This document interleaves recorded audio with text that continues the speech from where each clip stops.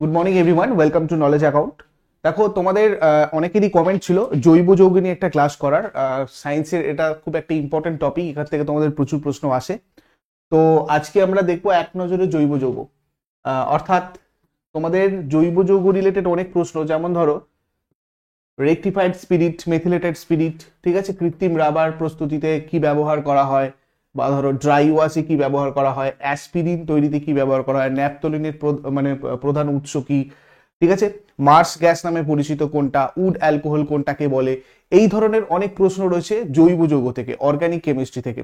তো সেটা আজকে আমরা এক নজরে আমি তোমাদের সাথে পুরো জৈব যৌগ অর্গানিক কম্পাউন্ড থেকে যা যা প্রশ্ন আসে সব কটা একটা জায়গায় করেছি। প্রথম থেকে শেষ পর্যন্ত মন দিয়ে দেখো, তোমাদের এটা অনেক কাজে লাগবে আপকামিং এক্সামগুলোর জন্য।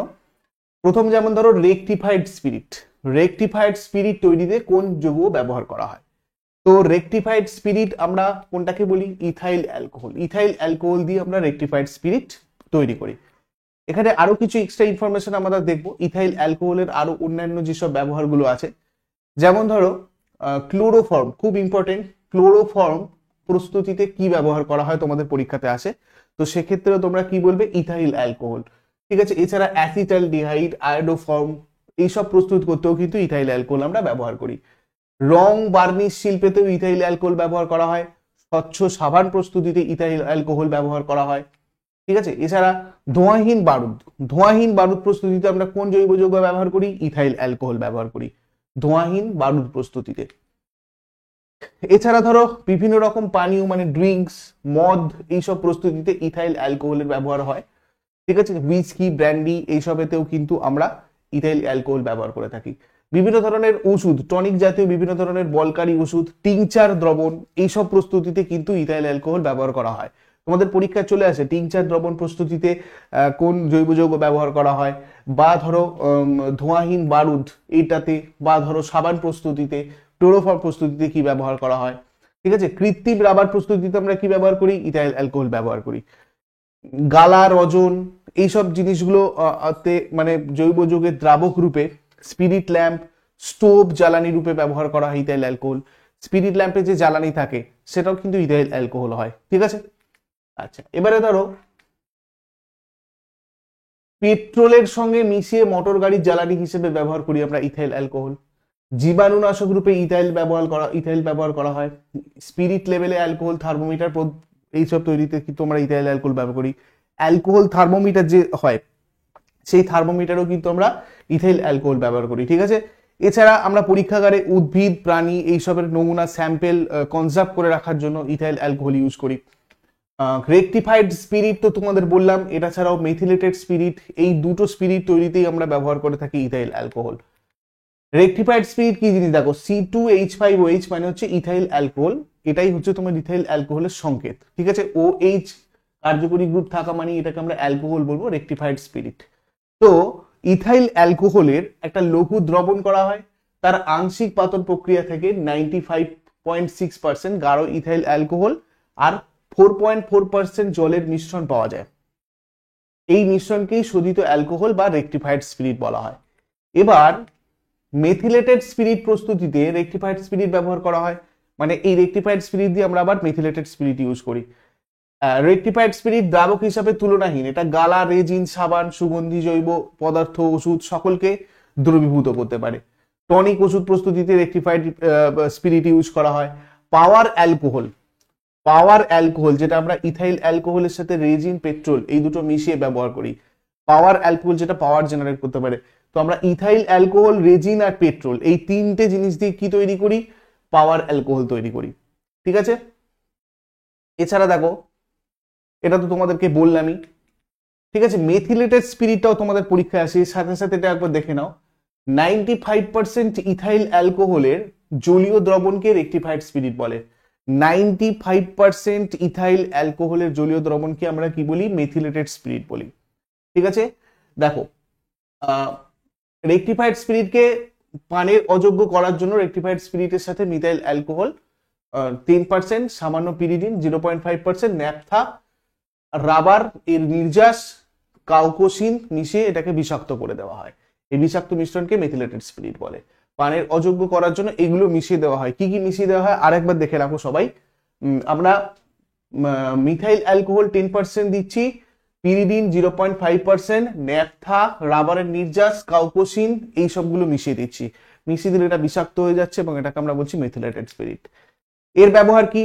স্পিরিট ল্যাম্পের জ্বালানি হিসাবে, স্টোভের জ্বালানি হিসাবে আমরা মেথিলেটেড স্পিরিট ইউজ করি। বার্নিশ রং প্রস্তুতিতে মেথিলেটেড স্পিরিট ইউজ করা হয়। কীটনাশক দ্রব্য প্রস্তুতিতে তোমার মেথিলেটেড স্পিরিট ইউজ করা হয়। ঠিক আছে, এগুলো গেল আমাদের তোমার হচ্ছে rectifier spirit, methylated spirit related.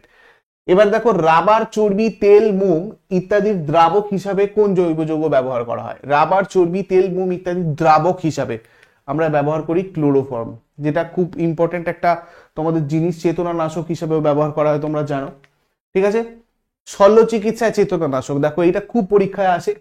শল্য চিকিৎসায় চেতনানাশক হিসাবে অ্যানাস্থেসিয়ার কাজে আমাদের ক্লোরোফর্ম ইউজ করা হয়। ঠিক আছে, জীববিদ্যায় পচনশীল জৈব পদার্থের নমুনা মানে উদ্ভিদ প্রাণী এগুলোর স্যাম্পেল কনজার্ভ করে রাখার জন্য আমরা ক্লোরোফর্ম ইউজ করে থাকি। এটা তো তোমাদের বললামই, তেল, চর্বির, মোম, রজন, রাবার এই সবগুলো যেগুলো আছে এগুলোকে আমরা ডুবিয়ে রাখতে মানে দ্রাবক, এগুলোর দ্রাবক হিসাবে। দ্রাবক মানে এর মধ্যে যে নমুনাগুলো আমরা যদি রাখি সেগুলো অনেকদিন ধরে ঠিকঠাক থাকবে আর কি, তো সেটা দ্রাবক রূপে আমরা এটা ইউজ করে থাকি। পরীক্ষাগারে বিকারক রূপে ব্যবহার করা হয় ক্লোরোফর্ম। ওষুধ প্রস্তুতিতে ক্লোরোফর্মের প্রচুর ব্যবহার রয়েছে। কাপড় পরিষ্কার করার জন্য ড্রাই ওয়াশে আমরা কি ব্যবহার করি? ক্লোরোফর্ম ইউজ করি। ঠিক আছে, তাপ উৎপাদক জ্বালানি হিসেবে কোন যৌগ ব্যবহার করা হয়? তাপ উৎপাদক জ্বালানি হিসেবে আমরা ব্যবহার করি মিথেন, যেটাকে আমরা বলি মার্স গ্যাস। এই মিথেন থেকে প্রচুর প্রশ্ন তোমাদের জিজ্ঞাসা করা হয়। ঠিক আছে, যেমন মিথেন মার্স গ্যাস নামে পরিচিত, ফার্স্ট পয়েন্ট। সেকেন্ড পয়েন্ট হচ্ছে কার্বন ব্ল্যাক, জুতোর কালি, ছাপার কালি, অ্যাসিটিলিন গ্যাস এইসব প্রস্তুত করতেও কিন্তু আমরা ইউজ করি মিথেন। দেখো, জৈব যৌগের মধ্যে সরলতম জৈব মিথেন, তোমাদের এটা অনেকবার পরীক্ষা এসেছে যে সরলতম জৈব যৌগের নাম কি, তোমরা কি বলবে? মিথেন। 1857 সালে, এটাও খুব ইম্পর্টেন্ট একটা পয়েন্ট, নোট করে রাখবে সবাই। 1857 সালে বিজ্ঞানী বার্থেলো পরীক্ষাগারে সর্বপ্রথম কার্বন আর হাইড্রোজেন থেকে মিথেন নামের এই যৌগটা তৈরি করেছিল। মিথেন নামের যৌগ কে তৈরি করেছিল? যেহেতু এটা আমাদের সরলতম জৈব যৌগ, তাই এটা কে আবিষ্কার করেছিল, প্রথম কে ইনভেন্ট করেছিল, সেটা কিন্তু তোমাদেরকে হচ্ছে মনে রাখতে হবে। বিজ্ঞানী বার্থেলো প্রথম 1857 সালে এটা করেছিল, কার্বন আর হাইড্রোজেন থেকে মিথেন নামের একটা যৌগ তৈরি করেছিল। এরপরে দেখো এই পয়েন্টটা, পেট্রোলিয়াম খনি থেকে নির্গত প্রাকৃতিক গ্যাসের মধ্যে প্রচুর পরিমাণে CH4 উৎপন্ন হয়, প্রায় 85%। পেট্রোলিয়াম খনি থেকে নির্গত প্রাকৃতিক গ্যাস, এটা নর্মালি আমাদের খনি, তারপর তোমার হচ্ছে জলা জমি যেসব আছে সেখানে আমরা মিথেন গ্যাসটা পাই। ঠিক আছে, কোল গ্যাসের আয়তন হিসাবে প্রায় 40% মিথেন থাকে। ঠিক আছে, জলাভূমিতে গাছপালা পৌঁছে হবে না, পচে গিয়ে, গাছপালা পচে গিয়ে মিথেন গ্যাস উৎপন্ন করে, খুব আসে পরীক্ষায় তোমাদের। এটাকে মার্স গ্যাস বলা হয়। মার্স গ্যাসের মধ্যে হাইড্রোজেন ফসফাইড মানে ফসফিন আর ফসফরাস মানে ডাইহাইড্রাইডের মিশ্রণ, ফসফিন আর ফসফরাস ডাইহাইড্রাইড মিশ্রণ, এটাকে আমরা কি বলি? Hydrogen phosphide. ঠিক আছে, তো এটা মিশে থাকে মার্স গ্যাসের মধ্যে। বায়ুর সংস্পর্শে এলেই ফসফিন গ্যাস নিজে থেকে জ্বলে ওঠে এবং মার্স গ্যাস নামে আগুন ধরে যায়। একেই আমরা আলিয়া বলে থাকি। তাহলে আলিয়া জিনিসটা কি? দেখো, এটাও এখান থেকে তোমাদের কভার হয়ে গেল। আলিয়া কোনো ভৌতিক বিষয় নয়, এটা নিয়ে একটা মিথ আছে যে আলিয়া কোনো ভৌতিক বিষয় হয়তো, কিন্তু এটা অ্যাকচুয়ালি কি, এটা হচ্ছে ফসফিন গ্যাস নিজে থেকে জ্বলে ওঠে, মার্স গ্যাসে আগুন ধরে যায়, সেটাকে আমরা আলিয়া বলছি। কয়লা খনির গ্যাসেও মিথেন থাকে। এই গ্যাস দাহ্য বলে কয়লা খনিতে মাঝে মাঝে ভয়ঙ্কর অগ্নিকাণ্ড হয়। ঠিক আছে, পরীক্ষাগারে সোডিয়াম অ্যাসিটেট আর সোডা লাইমের মিশ্রণকে উত্তপ্ত করলে CH4 পাওয়া যায়। মিথেন আমরা কি থেকে পাই? সোডিয়াম অ্যাসিটেট, সোডা লাইম এগুলোর মিশ্রণকে উত্তপ্ত করলে আমরা পাই। ঠিক আছে, বর্তমানে জ্বালানি হিসাবে গোবর গ্যাস যেটা ব্যবহার করা হচ্ছে তারও প্রধান উপাদান হচ্ছে মিথেন, খুব আসে পরীক্ষায়। গোবর গ্যাসের প্রধান উপাদান কি? তো সেখানেও তোমরা কি বলবে? মিথেন বলবে। জ্বালানি রূপে তো ব্যবহার তাহলে করাই হচ্ছে আমাদের মিথেন গ্যাসকে। হাইড্রোজেন গ্যাসের শিল্প উৎপাদনে বা বিভিন্ন রকম পণ্য উৎপাদনে এই মিথেন গ্যাস ব্যবহার করা হয়। মিথেন থেকে অ্যাসিটিলিন গ্যাস উৎপন্ন করা হয়। ঠিক আছে, এটা একটা ইম্পর্টেন্ট পয়েন্ট, নোট করে রাখো। CH4 থেকে মিথাইল অ্যালকোহল, মিথেন থেকে আমরা কি কি পাচ্ছি? মিথাইল অ্যালকোহল, ফর্মালডিহাইড, এইসব জিনিসগুলো আমরা প্রস্তুত করতে পারি। মিথেনকে কম বায়ুতে অসম্পূর্ণ দহনে কার্বন ব্ল্যাক উৎপন্ন করা হয়। মিথেনকে কম বায়ুতে রেখে তার অসম্পূর্ণ দহন করে কার্বন ব্ল্যাক উৎপন্ন করা হয়। কার্বন ব্ল্যাককে রাবার, পেন্ট, প্লাস্টিক শিল্পে, গ্রামাফোন রেকর্ড, ছাপার কালি, জুতোর কালি এইসব তৈরিতে ব্যবহার করা হয়ে থাকে মিথেনকে। ঠিক আছে, সার প্রস্তুতিতে মিথেন ব্যবহার করা হয়। বায়োগ্যাসের মধ্যে 55% থেকে 65% মিথেন গ্যাস থাকে। মানে বায়োগ্যাসের প্রধান উপাদানও যদি তোমাদের জিজ্ঞাসা করা হয় তোমরা কি বলবে? Methane gas.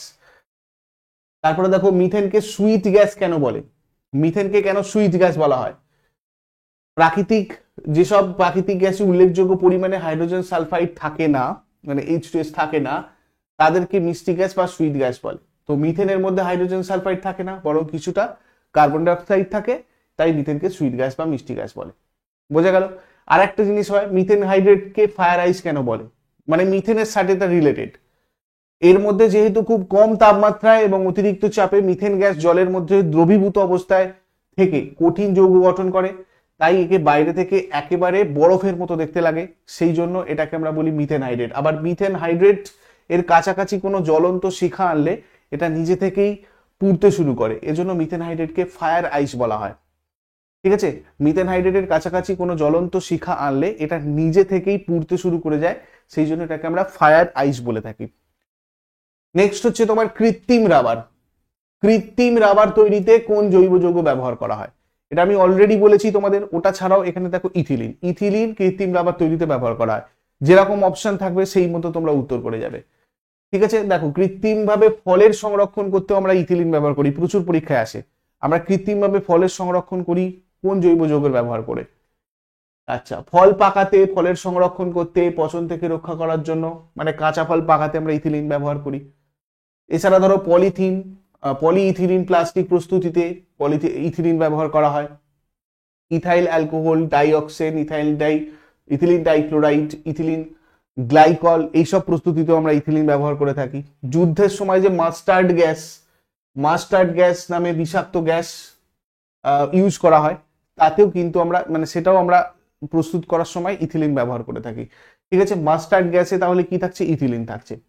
শল্য চিকিৎসায়, সার্জারির সময় এটাকে অ্যানাস্থেসিয়ার কাজেও লাগানো হয়, চেতনানাশক হিসেবেও লাগানো হয়। ঠিক আছে, চেতনানাশক দ্রব্যতে 80% ইথিলিন আর 20% অক্সিজেন থাকে। কৃত্রিম রাবার প্রস্তুতিতে তো আমরা ব্যবহার করেই থাকছি ইথিলিন। নেক্সট হচ্ছে ঘুমের ওষুধ। ঘুমের ওষুধ প্রস্তুতিতে কোন যৌগ ব্যবহার করা হয়? ঘুমের ওষুধ প্রস্তুতিতে তোমাদের ব্যবহার করা হচ্ছে ইউরিয়া। ঠিক আছে, ইউরিয়ার কিছু ইউজ আছে, ইউরিয়া থেকে অনেক প্রশ্ন আসে। ইউরিয়া এখন তরল অ্যামোনিয়া এবং তরল কার্বন ডাইঅক্সাইড থেকে বাণিজ্যিকভাবে প্রস্তুত করা হয়। কি থেকে? তরল অ্যামোনিয়া আর তরল কার্বন ডাইঅক্সাইড, এই দুটো থেকে আমরা কি মানে তৈরি করি? ইউরিয়া তৈরি করি। ঠিক আছে, বাণিজ্যিক পারপাসে আর কি, কমার্শিয়ালি ইউরিয়া তৈরি করা হয় এই দুটো থেকে। এর সূত্র হচ্ছে তোমার বা সংকেত হচ্ছে H2NCO NH2। H2NCO NH2 এটা হচ্ছে ইউরিয়ার সংকেত। সার হিসাবে ইউরিয়ার গুরুত্বপূর্ণ একটা ব্যবহার রয়েছে, মানে সার প্রস্তুতিতে ইউরিয়া প্রচুর ইউজ করা হয়। ঠিক আছে, আর ইউরিয়ার অনেক সময় তোমাদের এখানে গলনাঙ্কটা দেওয়া হয়, দেখো 132.7 ডিগ্রি সেন্টিগ্রেড, এটা অনেক সময় জিজ্ঞাসা করা হয়। ফারেনহাইটটাও মনে রাখবে, 271 ডিগ্রি ফারেনহাইট। ঠিক আছে, আচ্ছা, ইউরিয়া হচ্ছে একটা বর্জ্য পদার্থ, আমাদের শরীরে কোনো শারীরবৃত্তীয় কার্যকারিতা ছাড়াই প্রস্রাব হিসাবে নির্গত হওয়ার আগে কিডনি আর রক্তে দ্রবীভূত হয়। এটা তোমাদের বায়োলজি থেকে একটা কোরিলেটেড বায়োলজির একটা প্রশ্ন, এরকম ভাবে জিজ্ঞাসা করা হয়। প্রধানত নাইট্রোজেন রিলিজ সার হিসেবে ব্যবহার করা হয় ইউরিয়া। বেশিরভাগ নাইট্রোসেলুলোজ বিস্ফোরক পণ্যগুলিতে ইউরিয়া স্টেবিলাইজার হিসেবে ব্যবহার করা হয়। ইউরিয়া নাইট্রেট CH5N3O4 এর মতো উচ্চ বিস্ফোরক পদার্থ তৈরিতেও কিন্তু এটা ব্যবহার করা হয়।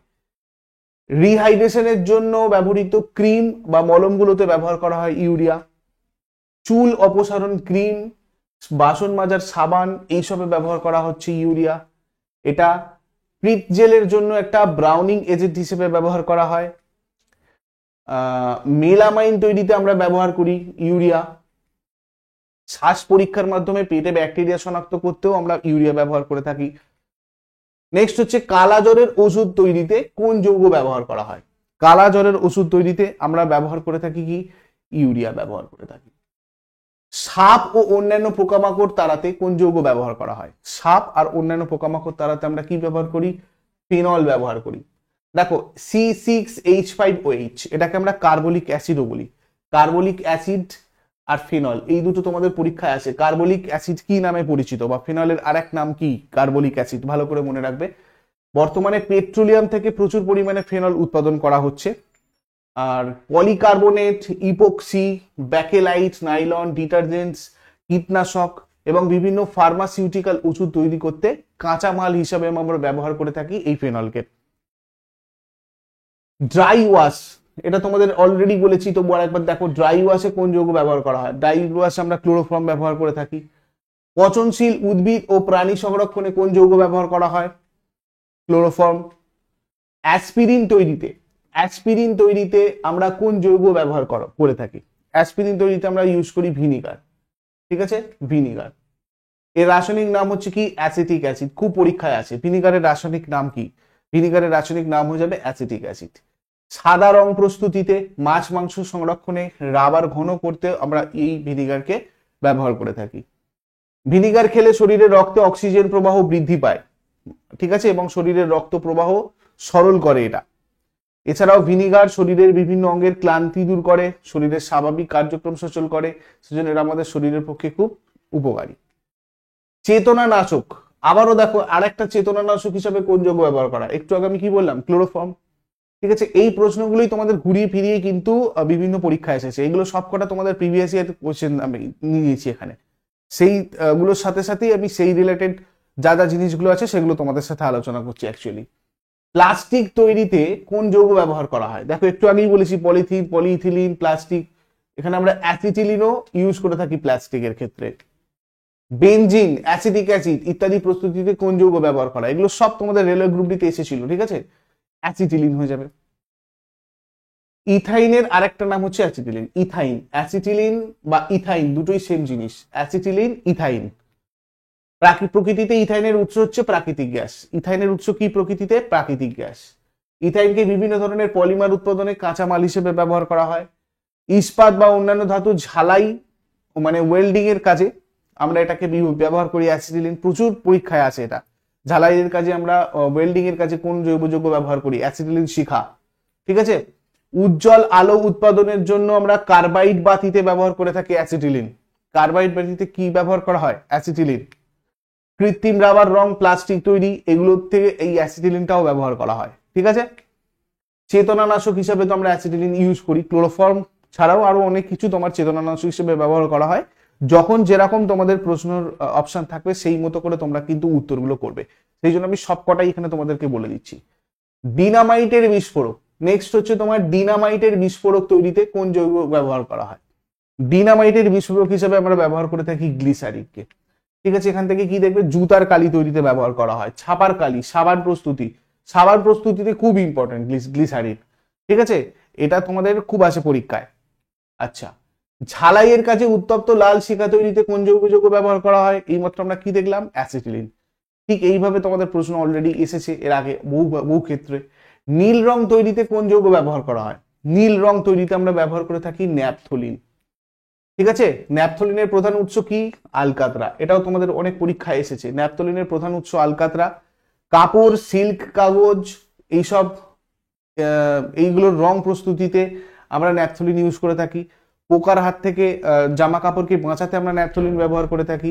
ইন্ডিগো বা নীল প্রস্তুতিতে আমরা ব্যবহার করে থাকি এই ন্যাপথলিন। এছাড়া দেখো সিলিং ওয়াক্স বা গালা যেটাকে বলা হয়, এই গালা আর রজনের দ্রাবক রূপে কোন যৌগ ব্যবহার করা হয়? গালা রজনের দ্রাবক হচ্ছে ইথাইল অ্যালকোহল। এটা একদম প্রথম প্রশ্নতে তোমাদের সাথে অলরেডি আলোচনা করেছিলাম আমি। নেক্সট হচ্ছে ফল সংরক্ষণ। ফল সংরক্ষণ আর কাঁচা ফল পাকাতে মানে তৈরি করতে, কাঁচা ফল পাকাতে এবং ফল সংরক্ষণ করতে আমরা কোন জৈব যৌগ ব্যবহার করে থাকি? একটু আগেই বলেছি আমি কি? ইথিলিন। পলিথিন তৈরিতেও আমরা ব্যবহার করি। ইথিলিনের পুরো ডিটেলস আমি তোমাদেরকে অলরেডি বলেছি। এছাড়াও আরো কিছু কিছু জৈব যৌগ আছে যেগুলো তোমাদের জন্য ইম্পর্টেন্ট, সেগুলো একবার দেখে নাও এক নজরে। যেমন ধরো হচ্ছে বিউটেন। এটা এলপিজি যে জ্বালানি, এলপিজির জ্বালানি হিসেবে ব্যবহার করা হয়। এলপিজির প্রধান উপাদান কি? বিউটেন। ইথাইল ব্রোমিন, এটা স্থানীয় অ্যানাস্থেসিয়া তৈরির জন্য ইথাইল ব্রোমিন ইউজ করা হয়। অনেক সময় অপশনে যদি অ্যানাস্থেসিয়ার ক্ষেত্রে তোমাদের বলা হয় তখন তোমরা ওটা বলতে পারো ইথাইল ব্রোমিন। ফার্মেন্ট যেটা, এটা চিবানো ট্যাবলেট তৈরিতে, গালার ওষুধ তৈরিতে ব্যবহার করা হয়। চিবানো ট্যাবলেট তৈরিতে, গলার ওষুধ তৈরিতে আমরা ফার্মেন্ট ইউজ করি। ফর্মালডিহাইড কীটনাশক তৈরিতে, ফটোগ্রাফিক প্লেটে খুব আসে এটা, ঠিক আছে, ফটোগ্রাফিক প্লেটে, জেলটিন ফিল্ম স্থাপনে, ডিমের বাইরের সাদা অংশের সাথে মিশিয়ে জলরোধী কাপড় তৈরি করা, এগুলোর জন্য ফর্মালডিহাইড ইউজ করা হয়। অ্যাসিটালডিহাইড রঙিন ওষুধ তৈরিতে, ঘুমের জন্য ব্যবহার করা হয়। মেটা অ্যাসিটালডিহাইড ওষুধ তৈরিতে ব্যবহার করা হয় অ্যাসিটালডিহাইড। প্লাস্টিক উৎপাদনে ব্যবহার করা হয় অ্যাসিটালডিহাইড। বার্নিশ, কার্ডাইট, ক্লেডিয়ান, সেলুলোজ, কৃত্রিম silk, synthetic rubber, sulphone, ক্লেরেটোন, chloroform, আইরোফর্ম, এইসব তৈরিতে আমরা অ্যাসিটোন ব্যবহার করি, ঠিক আছে। অক্সালিক অ্যাসিড কাপড়ের রং আর মুদ্রণে, কালি আর কয়লার রং তৈরিতে, চামড়ার ব্লিচিং এ, কালির স্পটকে 10% দ্রবণ দিয়ে পরিষ্কার করা, এই সব কিছু ক্ষেত্রে আমরা অক্সালিক অ্যাসিড ইউজ করি। এছাড়াও আরো কিছু আছে দেখো, বেনজিন দ্রাবক রূপে, খুব উত্তম একটা দ্রাবক রূপে বেনজিনকে ইউজ করা হয়। শুকনো পরিষ্কার মানে ড্রাই ওয়াশের ক্ষেত্রে বেনজিনকে ইউজ করা হয়। পেট্রোলের সাথে মিশ্রিত করে ইঞ্জিনের জ্বালানি হিসেবে ব্যবহার করা হয় এটা। তো আবার ড্রাই ওয়াশে তোমার টলিউনও ইউজ করা হয়, দ্রাবক আকারেও টলিউন ব্যবহার করা হয়। ওষুধ উৎপাদনে বিস্ফোরক তৈরিতে টলিউন খুব গুরুত্বপূর্ণ, টলিউন, ঠিক আছে, ভেরি ভেরি ইম্পর্টেন্ট। এটা তোমার বিস্ফোরক যে তোমার তৈরি করতে ইউজ করা হয়, এটা তোমাদের পরীক্ষা অলরেডি এসেছে বহুবার। ক্লোরোবেনজিন যেটা অ্যানিলিন, ফেনল এইসব উৎপাদনে ব্যবহার করা হয়। এছাড়া নাইট্রোবেনজিন তোমার মিরবেন তেল, যেটা মিরবেন তেল আকারে সাবান উৎপাদন, পালিশ তৈরি, ঠিক আছে। আচ্ছা, রঙের ব্যবসায়, ওষুধ উৎপাদনে আমরা অ্যানিলিন ব্যবহার করি। রং শিল্পে, পারফিউম তৈরি করতে আমরা বেঞ্জালডিহাইড ইউজ করি। এছাড়া ওষুধ তৈরি, ফলের রস সংরক্ষণ করতে আমরা বেনজোইক অ্যাসিড ব্যবহার করি। অ্যানাস্থেসিয়া, দ্রাবক, কুল্যান্ট, অ্যালকোহল উৎপাদন, এসব ক্ষেত্রে আমরা ইথার ইউজ করি। অগ্নি নির্বাপক যন্ত্রে ব্যবহার করি কার্বন টেট্রাক্লোরাইড। ইউরোলজিক্যাল রোগের চিকিৎসায় ব্যবহার করি ইউরোট্রপি। জীবাণুনাশক বা কীটনাশক আকারে ব্যবহার করি গ্যামাক্সিন, ঠিক আছে।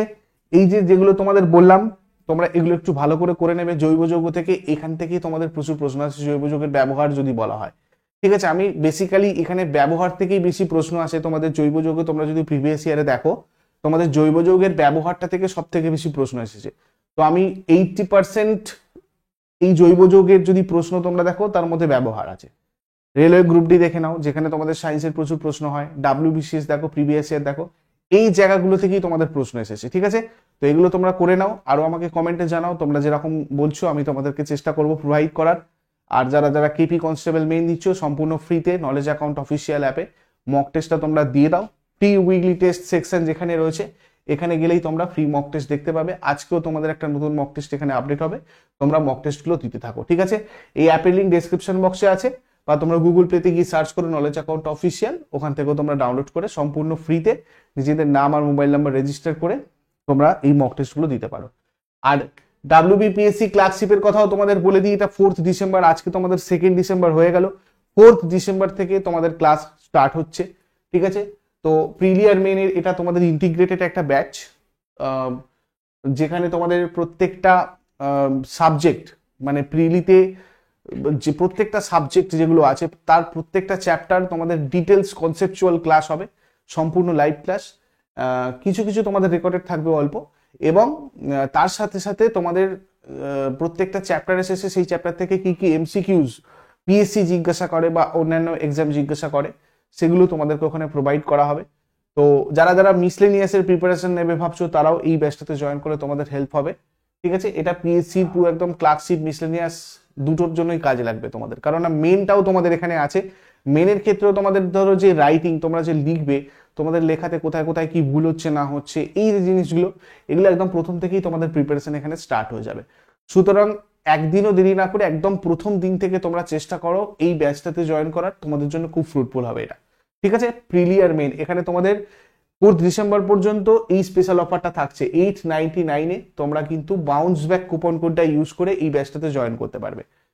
অনেকের মনে প্রশ্ন আসছে যে স্যার নোটিফিকেশন কবে আসবে, তোমাদের দেখো এটা অফিসিয়ালি বলে দেওয়া হয়েছিল, নোটিফিকেশনটা বেরোবে খুব তাড়াতাড়ি, এবং এটাতে তোমাদের কিন্তু ক্লার্কশিপে ভ্যাকেন্সি ভালো থাকবে।